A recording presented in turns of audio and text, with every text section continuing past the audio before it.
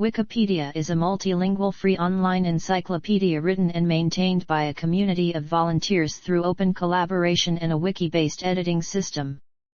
Its editors are known as Wikipedians. Wikipedia is the largest and most read reference work in history. It is consistently one of the 10 most popular websites ranked by SimilarWeb and formerly Alexa. As of 2022, Wikipedia was ranked the 7th most popular site. It is hosted by the Wikimedia Foundation, an American non-profit organization funded mainly through donations. On January 15, 2001, Jimmy Wales and Larry Sanger launched Wikipedia. Sanger coined its name as a blend of wiki and encyclopedia. Wales was influenced by the spontaneous order ideas associated with Friedrich Hayek and the Austrian School of Economics after being exposed to these ideas by the libertarian economist Mark Thornton. Initially available only in English, versions in other languages were quickly developed. Its combined editions comprise more than 59 million articles, attracting around 2 billion unique device visits per month and more than 17 million edits per month as of November 2020. In 2006, Time magazine stated that the policy of allowing anyone to edit had made Wikipedia the biggest encyclopedia in the world. Wikipedia has received praise for its enablement of the democratization of knowledge, extent of coverage, unique structure, culture, and reduced degree of commercial bias, but criticism for exhibiting systemic bias, particularly gender bias against women and alleged ideological bias. The reliability of Wikipedia was frequently criticized in the 2000s, but has improved over time, as Wikipedia has been generally praised in the late 2010s and early 2020s.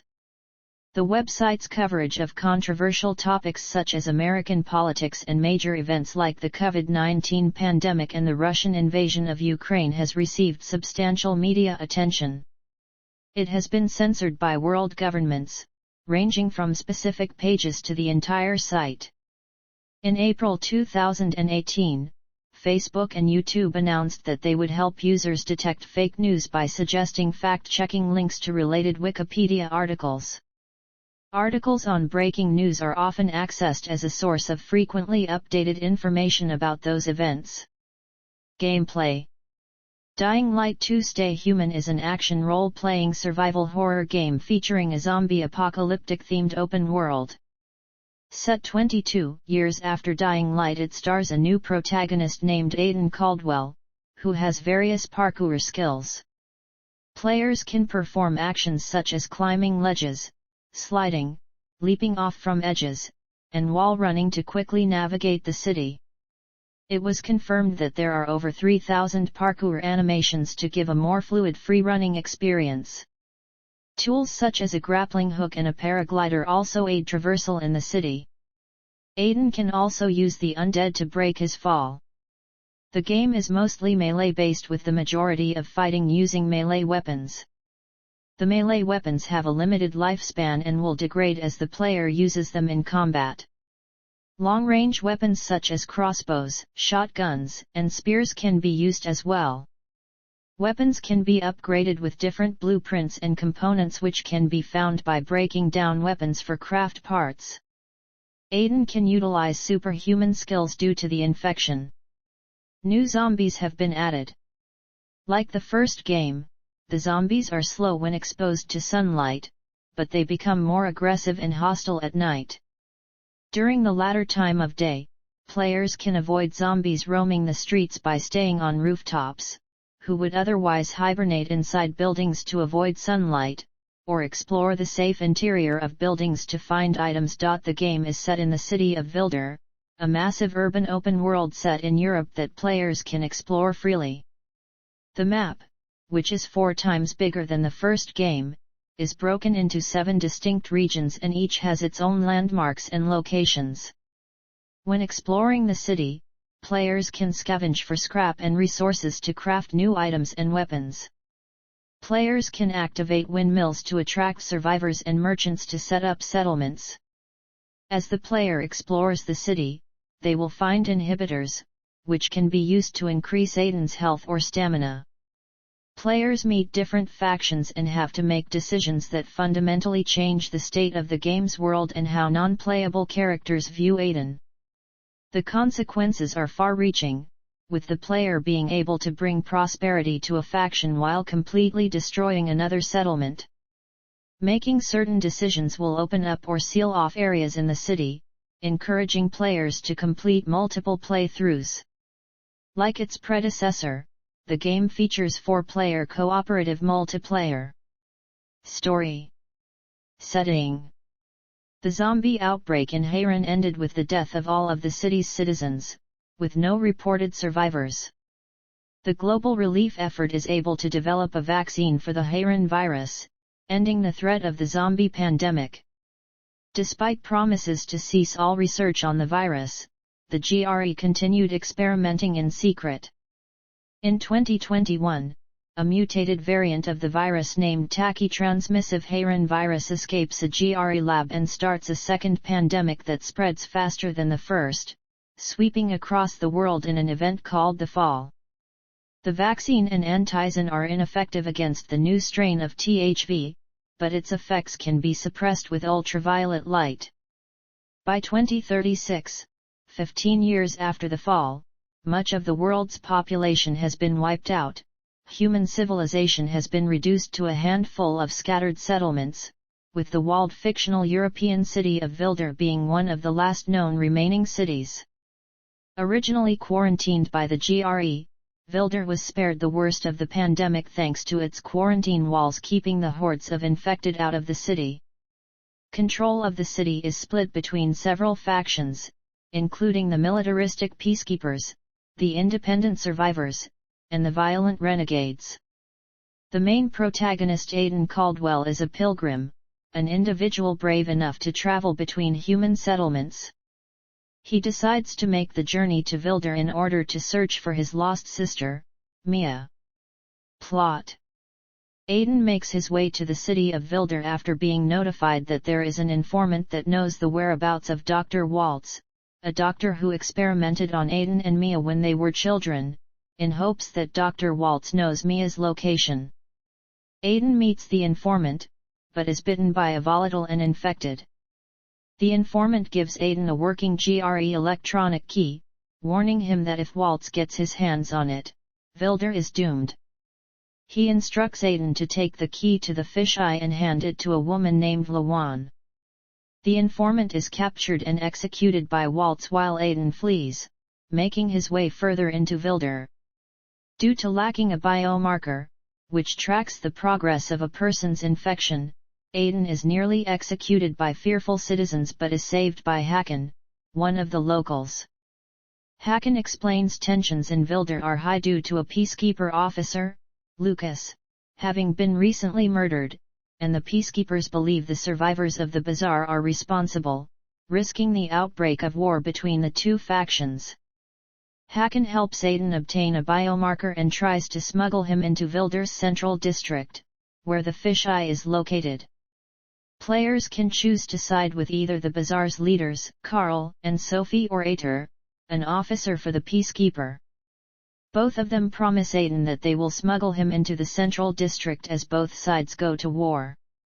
Regardless of who Aiden sides with, he discovers that Hakan killed Lucas on Waltz's orders. Waltz confronts Aiden, demonstrating superhuman abilities as he steals the GRE key from him.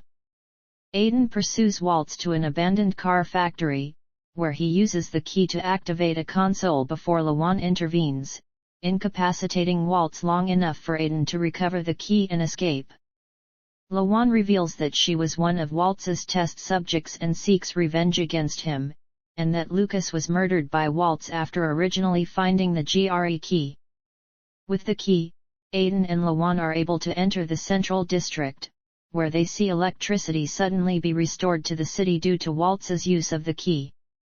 Aiden then meets with the commander of the peacekeepers, Jack Matt, and the former leader of the now-defunct Night Runner group, Frank. They both task Aiden with reactivating the radio antenna atop Vilder's highest skyscrapers so that they can broadcast messages to all of Vilder and the settlements beyond, and in return they can help Aiden with finding a surviving GRE doctor so that he can access the GRE database. After reactivating the tower, Aiden learns that the GRE doctor's identity is Dr. Veronica Ryan, a bazaar resident. Aiden returns to the bazaar and finds Veronica, who is on the run from the renegades. Together, they head to a GRE facility called the Observatory, where the GRE database is located. After accessing the database, Aiden does not find any information to help his search for Mia, but discovers that Walt's reactivating Vilder's power plant also reactivated a GRE failsafe protocol calling missile strikes to destroy Vilder. Waltz arrives to take the key, and while fighting him, Aiden loses control of his infection and kills Veronica just as a missile destroys the observatory and Waltz escapes with the key. Lawan pulls Aiden from the debris, and he warns her that Waltz's experiments on him means he will inevitably turn. However, he cannot stop Lawan from going after the leader of the renegades, Colonel Williams. Williams claims he originally stopped the missile strikes, but Waltz has resumed them. Not wanting to see Vilder destroyed, Williams tells Aiden to head for the X-13 lab to confront Waltz and stop the missiles. Aiden and Lawan enter the complex and are shocked to find that X-13 was supposed to be a survival shelter for GRE officials, with massive stockpiles of supplies. Lawan rescues Hakan after he tries to protect them from the renegades, leaving Aiden to continue alone. As he journeys through X-13, he realizes it is the same facility where he was experimented on. Aiden confronts Waltz, who reveals that Aiden's memories were incorrect, and that Mia is actually Waltz's daughter who he has been trying to cure for the past 15 years. Waltz refuses to abort the missile launches, as that would require shutting down X-13, whose facilities are necessary to cure Mia, forcing Aiden to battle him. Aiden finally manages to defeat Waltz, who succumbs to his wounds, but the GRE key is destroyed in the fighting. Lawan then tells Aiden she plans to detonate explosives to destroy the missiles before they can launch, which will destroy X-13 and possibly herself. Aiden must choose to either try and save Mia, or save Lawan. If Aiden goes to save Lawan, he takes her out of X-13. However, Aiden fails to stop the missile strike, which destroys Vilder and kills a majority of the population. Aiden then leaves the city due to his infection, continuing his journey as a pilgrim. Depending on the player's choices during the game, Hakan may leave the city with him. If Aiden goes to save Mia, he takes her out of X-13. X-13 is destroyed in the explosion and the city is spared from destruction. Mia dies shortly after due to her weakened condition and is buried by Aiden. Meanwhile, Vilder falls under the control of the faction Aiden supported the most. However, Aiden ultimately decides to leave Vilder due to his infection and continues his journey as a pilgrim. Depending on the player's choices during the game, Hakan may save Lawan from X-13's destruction and Lawan may leave the city with Aiden. Development. Dying Light 2 Stay Human is developed and published by Techland. The team intended to invoke a sense of loss and dread. They also show that humanity was on the edge of extinction. To show the fragility of humanity, the team introduced several layers to the city, in which the temporary structures are built on top of the ruins of the old buildings to accommodate humans, whereas permanent structures and concrete ground are occupied by massive hordes of zombies. When creating the city, the team utilized an internal technology named City Builder, which can assemble different building parts like ledges and windows with minimal input from the level designers. The technology enabled the team to create and change the city design quickly. The team created a new engine named C-Engine to power the game. The game placed a significantly larger emphasis on narrative when compared with its predecessor. The team approached Chris Avellone to help write the game's story, which is reactive to players' choices. The team felt that they had developed an open city, but they wanted the narrative to share the same level of agency. The game was described as a narrative sandbox in which every choice has genuine consequences according to Avallone. After players make certain choices, the game space will change. The game's story features a more serious tone when compared with the first game. To make the world feel believable and authentic, the team took inspiration from real-world issues and political ideologies and had to drop gameplay ideas that were deemed too unrealistic. Szyzewski added that in each playthrough, players will lose at least 25% of the content. The story focuses on a new, modern Dark Ages for humanity, which enables the story to convey themes such as betrayal, infidelity, and intrigue. The team was confident about the game's gameplay, though they felt that they needed additional help when designing the game's narrative. Therefore, the team recruited Avallone as well as writers who worked on The Witcher 3, Wild Hunt, a game widely praised for its writing and story. The narrative design prompts players to care about the non-playable characters and encourages players to be more sensitive about their presence and needs. Zombies, instead of being the main enemy like in the last game, become a narrative device that pressurize other non-playable characters to induce interesting drama and themes. The game features hostile human enemies more heavily when compared with the first game, as the team was inspired by works including The Walking Dead and Game of Thrones, in which living humans are equally dangerous. The team developed a life cycle for zombies in the game. Newly bitten zombies are called viral, which are fast and dangerous enemies whose humanity still remain. They would become biters, which are described as regular zombies. When biters are exposed to UV light for a long period of time, they devolved into degenerates, which are degenerating zombies with flesh falling off from them. Due to sexual misconduct allegations made against Chris Avallone in June 2020, Techland and Avallone agreed to terminate his involvement with Dying Light 2. He has since filed a libel lawsuit and denied sexual misconduct of any kind, calling the allegations malicious and false. Release.